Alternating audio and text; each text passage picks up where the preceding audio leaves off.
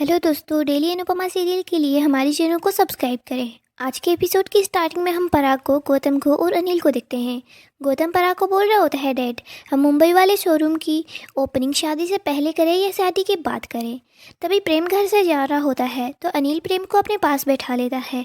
अनिल बोल रहा होता है, प्रेम तुम मेरे पास आकर बैठो, तुमसे शादी के बारे में कुछ बात करनी है।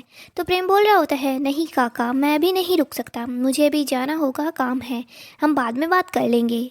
पराग धीरे से बोल रहा होता है, जैसे ये नहीं जाएगा तो करोड़ों का नुकसान हो जाएगा। प्रेम बोल रहा होता है, मुझे लिप रीडिंग आती है, जब अपनों के दिल में जहर होना तो लिप रीडिंग आनी चाहिए। हम देखते हैं प्रेम वहाँ से जाने लगता है, तभी वहाँ पर अंश आ जाता है। तो प्रेम अंश को बोल रहा होता है, अंश तू यहाँ पर कैसे। अंश गौतम और पराग को सर बोल रहा होता है। प्रेम बोल रहा होता है, तो उन्हें सर सर क्यों बोल रहा है। तो अंश बोल रहा होता है, मैं यहाँ पर प्रोफेशनल मीटिंग के लिए आया हूँ। पराग बोल रहा होता है, अच्छा तो तुम यहाँ पर प्रोफेशनल मीटिंग के लिए आए हो। तो अंश बोल रहा होता है, जी सर, मुझे गौतम सर ने बोला था कि पहले मैं आपसे मिल लूँ और उसके बाद सारी बातें हो जाएंगी। प्रेम अंश को बोल रहा होता है, अंश ऑल द बेस्ट, मुझे पता है तुम जिस भी कंपनी में काम करोगे ना वो कंपनी बहुत ग्रो करेगी। फिर हम देखते हैं प्रेम वहाँ से चला जाता है। फिर हम देखते हैं पराग अंश को बोल रहा होता है, हम अपनी पर्सनल लाइफ और प्रोफेशनल लाइफ को बिल्कुल अलग अलग रखते हैं। तुम ये मत सोचना कि तुम रिश्तेदार हो तो तुम्हें जॉब मिल जाएगी। अंश बोल रहा होता है, सर मैंने आपकी कंपनी में तब अप्लाई किया था जब हमें पता भी नहीं था कि प्रेम आपका बेटा है, और आप गौतम सर से पूछ सकते हैं, मेरी गौतम सर से वीडियो कॉल पर बात भी हुई थी। गौतम पराग को बोल रहा होता है, हाँ।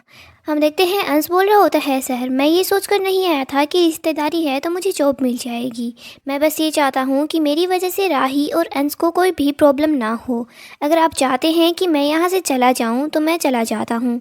अंश जा ही रहा होता है, तभी गौतम पराग को बताता है कि डैड अग्रवाल जी इसकी बहुत ज़्यादा तारीफ़ कर रहे थे, वो बोल रहे थे कि वो लड़का सच में टैलेंटेड है। गौतम अंश को बैठने के लिए इशारा करता है।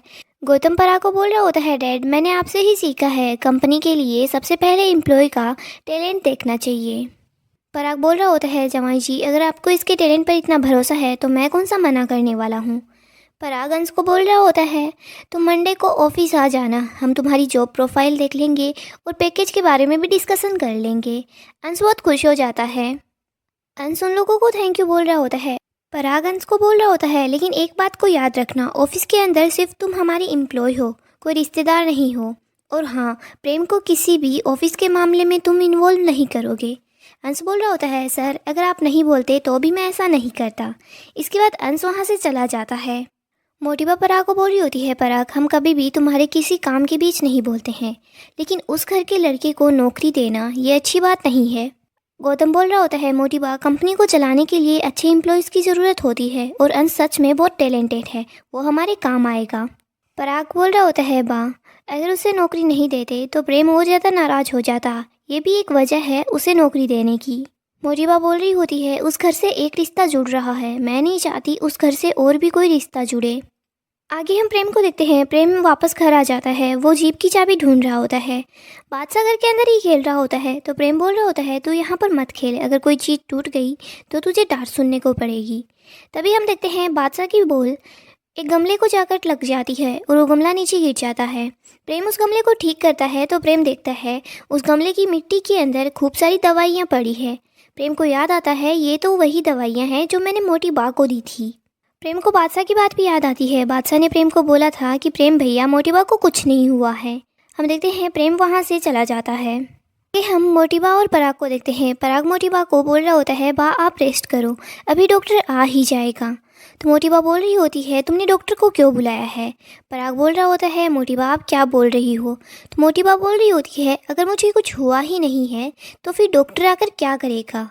पराग बोल रहा होता है, क्या मोटिबा बोल रही होती है, पराग हम बस बीमारी का नाटक कर रहे हैं, हमें कुछ नहीं हुआ है। मोटिबा बोल रही होती है, मैं चाहती हूँ कि हमारा प्रेम इसी घर में रहे। पराग बोलता है, मोटिबा ये आप सही नहीं कर रही है। तो मोटिबा बोल रही होती है, तो फिर क्या हमारे बेटे का साज के यहाँ पर शरणार्थियों की तरह पड़े रहना ये ठीक है। पराग बोल रहा होता है, लेकिन वो डॉक्टर तो बोल रहा था। तो मोटिबा बोल रही होती है, डॉक्टर को हमने ही बोला था और मेरे कहने पर ही डॉक्टर ने वो सब कुछ बोला था। टिबा बोल रही होती है, पराग मुझे पता है झूठ बोलना गलत है, लेकिन अगर हमारा परिवार एक झूठ से जुड़ा रहता है तो मुझे झूठ बोलना ठीक लग रहा है। अगर श्रीनाथ जी इसके लिए मुझे जो भी सज़ा देंगे मुझे वो मंजूर होगी। हम देखते हैं प्रेम मोटिबा के कमरे के पास ही होता है। प्रेम मोटिबा और पराग की सारी बातें सुन लेता है तो प्रेम को बहुत ज़्यादा गुस्सा आता है और वो दुखी भी हो जाता है।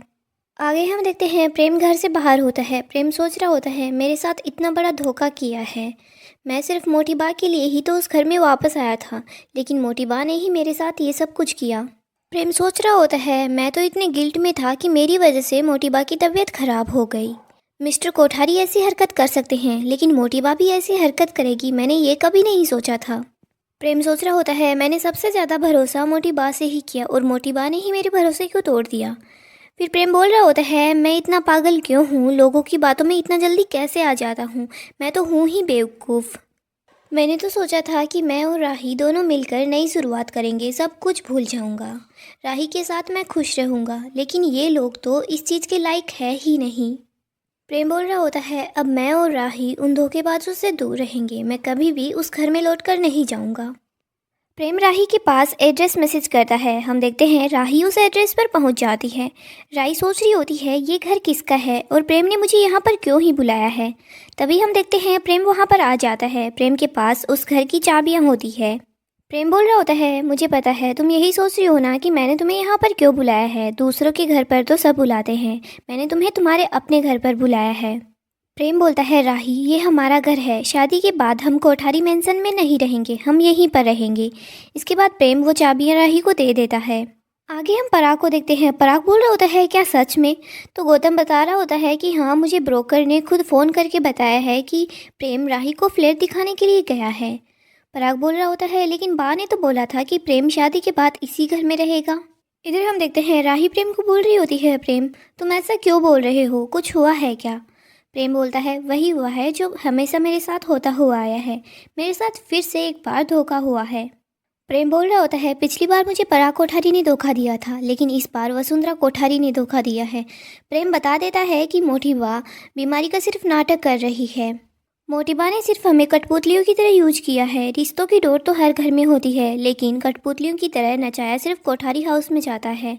मोटिबा ने हमसे झूठ बोला, हमें इमोशनल ब्लैकमेल किया। अगर मिस्टर कोठारी ऐसा करते तो मुझे फ़र्क नहीं पड़ता, क्योंकि उन्हें तो आदत है धोखा देने की और मुझे सहने की, लेकिन मोटिबा ने ऐसा किया, इससे मुझे बहुत फ़र्क पड़ा है। मैं सोचता था कि मोटिबा मुझसे प्यार करती है, लेकिन मोटिबा ने आज मुझे बता दिया कि वो मेरी दादी नहीं, मिस्टर पराग कोठारी की माँ है। राही प्रेम को बोल रही होती है प्रेम मोटिबा ने गलत नहीं किया है। राही प्रेम को समझाने की कोशिश करती है, लेकिन प्रेम बोल रहा होता है राही तुम्हें यही लगता है कि मैं गलत हूँ, मैं कुछ ज़्यादा ही ओवर रिएक्ट कर रहा हूँ। मोटिबा अपनी जगह पर सही है, तुम कोठारियों की साइड क्यों लेती हो? राही प्रेम के पास जाती है और प्रेम को गले लगा लेती है। राही प्रेम को समझाती है कि मोटिबा ने जो कुछ किया है मजबूरी के अंदर किया है, तुम मोटिबा की मजबूरी को समझने की कोशिश करो। मैं तुम्हें तुम्हारी पापा की नाराज़गी पर कोई सवाल नहीं उठा रही। राही बोल रही होती है प्रेम तुम भी तो मेरे लिए और मम्मी के लिए माही से शादी करने के लिए तैयार हो गए थे। प्रेम बोलता है मैंने जो कुछ भी किया था उसके पीछे हम दोनों का प्यार था, कोई लालच नहीं था, लेकिन मोटिबा जो कर रही है उसके पीछे मोटिबा का सिर्फ लालच ही है। राही बोल रही होती है हाँ लालच है, लेकिन लालच किस चीज़ का है? अपने पोते के लिए ही तो लालच है ना। प्रेम बोलता है पराग कोठारी के साथ मैं उस एक छत के नीचे नहीं रह सकता। राही बोल रही होती है लेकिन तुम्हारे पापा ने ऐसा क्या कर दिया? तो प्रेम बोल रहा होता है पराग कोठारी की वजह से मेरी माँ ने अपनी जान दे दी, मेरी माँ ने सुसाइड किया था, वो भी सिर्फ मेरे पापा की वजह से। आगे हम पराग को देखते हैं। पराग बहुत दुखी होता है। पराग सोच रहा होता है बस प्रेम इस बार घर छोड़कर ना चले जाए। मुझे पता है मैं उससे बहुत नाराज़ हूँ, लेकिन उसका बाप ही तो हूँ ना, कोई भी बाप नहीं चाहेगा कि उसका बेटा उससे दूर रहे। इस प्रेम राही को बता रहा होता है कि मिस्टर कोठारी और मिसेस कोठारी की वजह से मेरी माँ ने सुसाइड किया था और प्रार्थना ने बचपन में ही अपनी माँ को खो दिया था, लेकिन हम उसी टाइम पर अनाथ भी हो गए थे। हमने अपनी माँ के साथ अपने पिता को भी खो दिया। प्रेम बोल रहा होता है मिस्टर कोठारी ने प्रार्थना की शादी करवा दी, प्रार्थना से पूछा भी नहीं कि प्रार्थना को वो लड़का पसंद है या नहीं है। मिस्टर कोठारी को तो सिर्फ अपने काम से मतलब है, उन्होंने मेरी माँ की तरफ देखा भी नहीं और मिस्टर कोठारी की इन्हीं हरकतों ने मेरी माँ की जान ले ली। प्रेम रोने लग जाता है। प्रेम बोल रहा होता है राही तुम ही बताओ मैं उस घर के अंदर कैसे रह सकता हूँ जिस घर के अंदर मेरी माँ का कातिल रहता है। राही भी बहुत ज़्यादा दुखी हो जाती है। राही प्रेम को सीढ़ियों पर बैठाती है और बोल रही होती है प्रेम आई एम सॉरी। राही बोल रही होती है प्रेम तुम अपना दर्द मुझसे शेयर कर सकते हो, मुझे बताओ क्या हुआ था। प्रेम बता रहा होता है कि हम सब बहुत खुश थे, फिर एक दिन क्याती पटेल, जो कि मिस्टर पराग कोठारी की असिस्टेंट थी, वो घर पर आई। मेरी माँ ने उन्हें बहुत अच्छे से ट्रीट किया। देखते ही देखते क्याती पटेल मिस्टर कोठारी के लिए इम्पोर्टेंट हो गई थी। मैं बहुत छोटा था तो मैं समझ ही नहीं पाया कि उन दोनों का अफेयर चल रहा था। और उसके बाद मेरी माँ और पापा के बीच झगड़े होने लग गए। मेरी माँ अपने पति के लिए तरसती थी और हम बच्चे भी अपने पापा के प्यार के लिए तरसते रहते थे। फिर झगड़े इतने बढ़ गए थे कि घर में कभी बात नहीं होती, सिर्फ झगड़े ही होते थे। पराग कोठारी और क्याथी की वजह से मेरी माँ डिप्रेशन में चली गई। प्रातः मुझसे छोटी थी, लेकिन वो मेरे लिए टिफ़िन बनाती थी, मुझे स्कूल के लिए रेडी करती थी। फिर एक दिन जब मैं अपनी माँ के लिए खाना लेकर गया तो मेरी माँ इस दुनिया में नहीं थी। प्रेम बहुत ही ज़्यादा इमोशनल हो जाता है, वो रो रहा होता है। प्रेम बोल रहा होता है मेरे पापा को मेरी माँ के मरने का बिल्कुल भी दुख नहीं हुआ। मिस्टर पराग कोठारी ने क्याथी से शादी कर ली और उन्हें हमारे घर में ले आए। पराग कोठारी ने मोटी बात से भी नहीं पूछा, बस क्याथी को लाकर हमारी माँ की जगह बिठा दिया। मोटी बा पहले तो पराग कोठारी से नाराज़ थी, लेकिन वो क्या करती, बेटे के प्यार के सामने उनकी नफरत हार ही गई। प्रेम बोलता है राही, अब तुम ही बताओ, मैं उन लोगों के पास कैसे रह सकता हूँ जिनकी वजह से मेरी माँ की मौत हुई। तुम्हारी माँ से तुम सिर्फ नाराज़ थी, तुम्हारी माँ की वजह से ऐसा कुछ नहीं हुआ था। मैं क्याथी कोठारी की वजह से पहले बोर्डिंग स्कूल चला गया, इसके बाद दर बदर भटकता रहा हूँ। मैं इतने सालों बाद उस घर के अंदर लौट कर गया, वो भी सिर्फ तुम्हारे लिए, क्योंकि तुमने बोला था। और मैंने ये सोचा था कि मेरी वजह से मोटी बा की तबीयत खराब हो गई है, मैं गिल्ट में भी था, लेकिन वो सब कुछ तो सिर्फ एक नाटक था। प्रेम राही को बोल रहा होता है राही, हम उस घर में नहीं जाएंगे, शादी के बाद हम यहीं पर रहेंगे। तुम्हें मेरी कसम है, तुम किसी को कुछ भी नहीं बताओगी।